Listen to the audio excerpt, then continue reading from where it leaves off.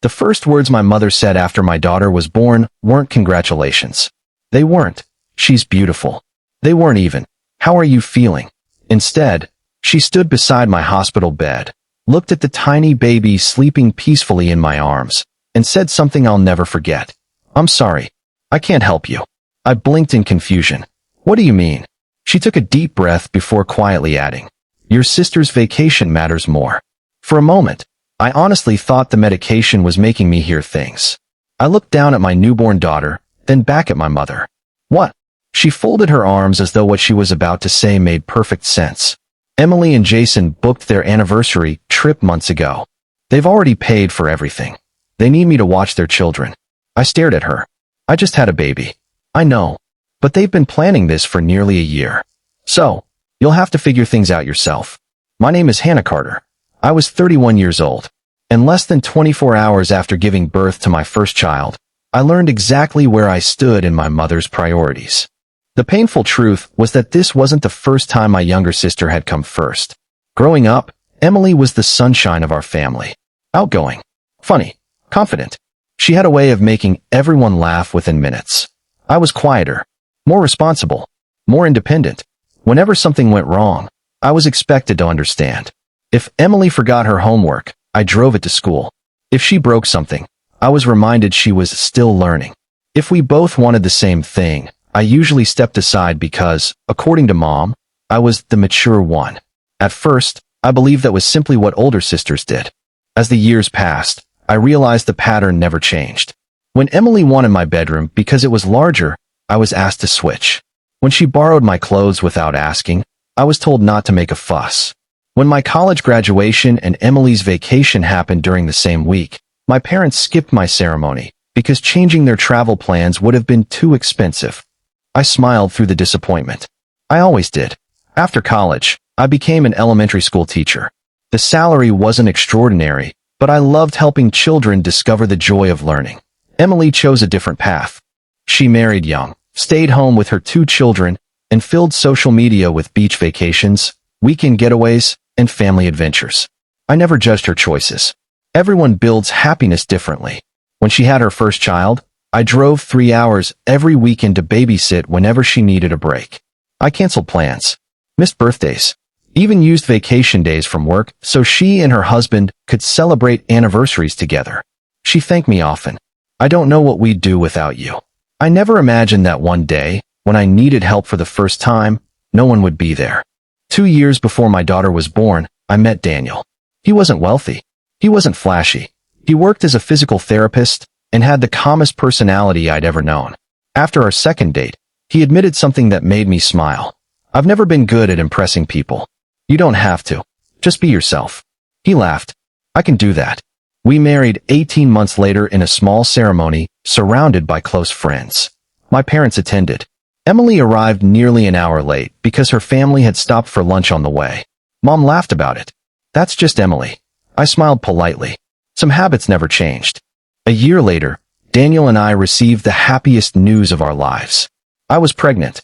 The pregnancy wasn't easy. Morning sickness lasted nearly 5 months. Then came high blood pressure. Finally, during my 7th month, doctors placed me on partial bed rest because they were worried about early labor. Daniel became my greatest source of strength. He cooked, cleaned, handled every grocery trip. Every night, he'd place his hand on my growing belly and whisper, "I can't wait to meet you, little one." We decided not to learn the baby's gender. We wanted the surprise. As my due date approached, we began making plans. Daniel only had 1 week of paid leave after the birth. After that, he would need to return to work. We had no nearby relatives except my parents. One evening, Mom called. "I've already requested 2 weeks off." I nearly cried with relief. "Really? Of course. I'll stay with you. I'll cook. I'll help with the baby. You won't have to worry." For the first time in months, I finally relaxed. Knowing Mom would be there made everything feel less frightening. Then, 3 weeks before my due date, Emily announced that she and her husband had booked a 10-day tropical vacation to celebrate their anniversary. Mom seemed thrilled. They deserve a break. I smiled. They do. I never imagined that vacation would soon become more important than my own child. Labor began unexpectedly on a stormy Thursday night. After 16 exhausting hours, I finally heard the sound every parent dreams about. A tiny cry. Moments later, the nurse gently placed my daughter in my arms. She had dark hair, tiny fingers, perfect little cheeks. Daniel kissed my forehead while quietly crying beside me. She's beautiful. We named her Grace. The next morning, Daniel reminded me he would need to return to work in a few days. It's going to be okay. Your mom's coming. I nodded. I know. A few hours later, Mom walked into my hospital room. She smiled at Grace. Then her expression changed. She took a slow breath. Hannah, I need to tell you something. I smiled, assuming she was discussing what groceries she'd buy or when she'd arrive at our house. Instead, she quietly said, I'm sorry. I can't stay. I frowned. Why? She looked almost uncomfortable before delivering the sentence that shattered every expectation I had. Your sister's vacation matters more. And in that moment, holding my newborn daughter for the very first time, I realized I was about to face motherhood without the one person who had promised she would never let me do it alone. After my mother quietly said, Your sister's vacation matters more, the room fell completely silent. The only sound was my newborn daughter breathing softly in her hospital bassinet. I looked at my mother, waiting for her to smile and admit it was a terrible joke. She never did. Instead, she adjusted the strap of her purse and continued speaking as though she were discussing the weather. Emily already paid for the trip. The flights aren't refundable. The kids need someone to watch them. I stared at her. So, you're choosing to babysit instead of helping your daughter after she gives birth? She sighed impatiently. Hannah, don't make me feel guilty. They've planned this vacation for months. I couldn't believe what I was hearing. So have I. I've been pregnant for 9 months. She didn't answer. Daniel, who had remained quiet until then, gently stepped between us. It's okay. We'll figure something out. Mom smiled with obvious relief. I knew you would understand. Then she leaned over, kissed Grace on the forehead, and walked out of the hospital room. She didn't ask if we needed groceries. She didn't ask if we had enough diapers. She didn't even ask when we were coming home. She simply left. The next morning, we brought Grace home. Reality hit us immediately. Neither of us had slept more than 2 hours. Grace cried every couple of hours. Daniel was exhausted. I was recovering from childbirth while trying to learn how to care for a tiny human who depended on us for everything. Still, we managed. One feeding at a time. One diaper at a time. One sleepless night after another. For days later, Daniel had to return to work. Standing by the front door, he looked guilty. I hate leaving. I smiled weakly. We'll be okay. You'll call if you need anything? I promise. The moment he drove away, the house suddenly felt enormous. Grace began crying almost immediately. I carried her through every room, trying to soothe her while fighting my own exhaustion. By lunchtime, I hadn't eaten. By evening, I hadn't showered. I sat on the living room floor holding my daughter, crying as quietly as I could so she wouldn't become frightened. That's when the doorbell rang. I wasn't expecting anyone. When I opened the door, my elderly neighbor, Mrs. Alvarez, stood there holding 2 large containers of homemade soup. I noticed your husband leave this morning, she said. I thought you might need lunch. I burst into tears. Without asking questions, she stepped inside. She warmed the soup, held Grace while I finally took a shower, folded the mountain of baby clothes sitting on the couch. Before leaving, she squeezed my hand. No mother should feel alone. The next day, another surprise arrived. 3 teachers from my elementary school appeared on my porch. One carried frozen meals.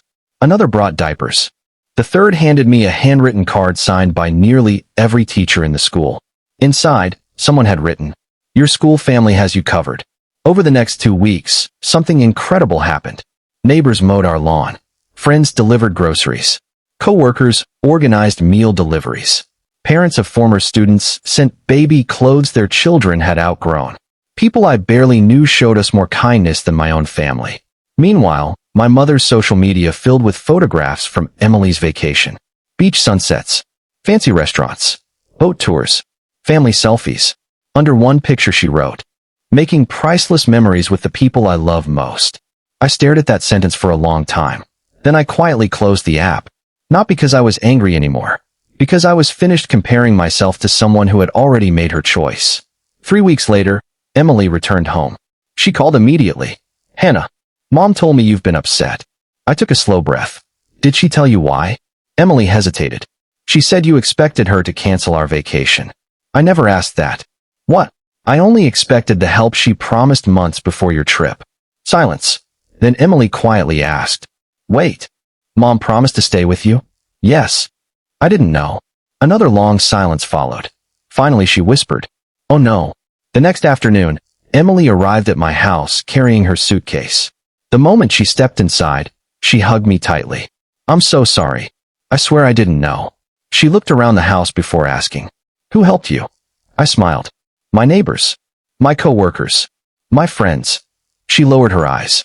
It should have been us. Later that evening, our mother arrived. Emily had asked her to come. The atmosphere was tense. Mom looked from me to Emily, clearly realizing something had changed. Emily spoke first. Why didn't you tell me? Mom frowned. Tell you what? That you promised Hannah you'd help after the baby was born. Mom looked uncomfortable. I didn't think it mattered. Emily couldn't believe what she was hearing.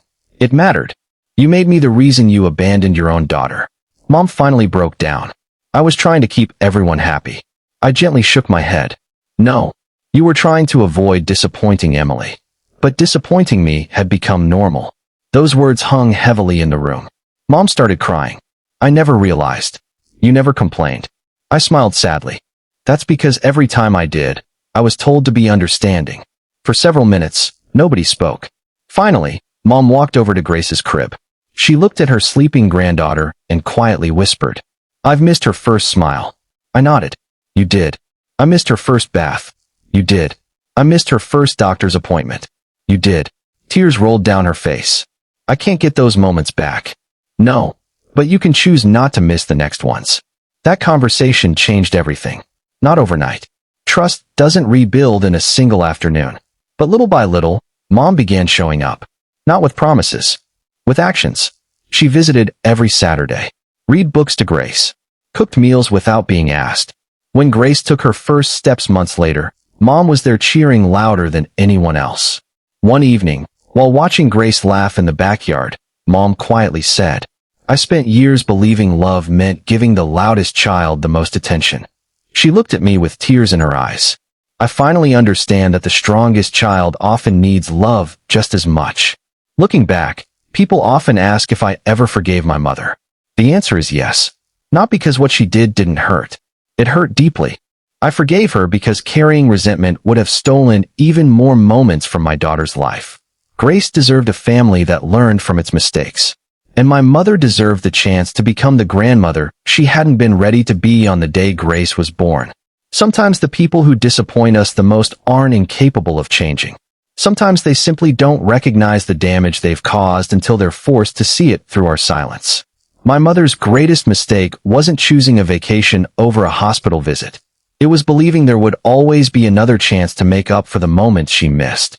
Thankfully, before it was too late, she chose to stop making promises and started making memories instead.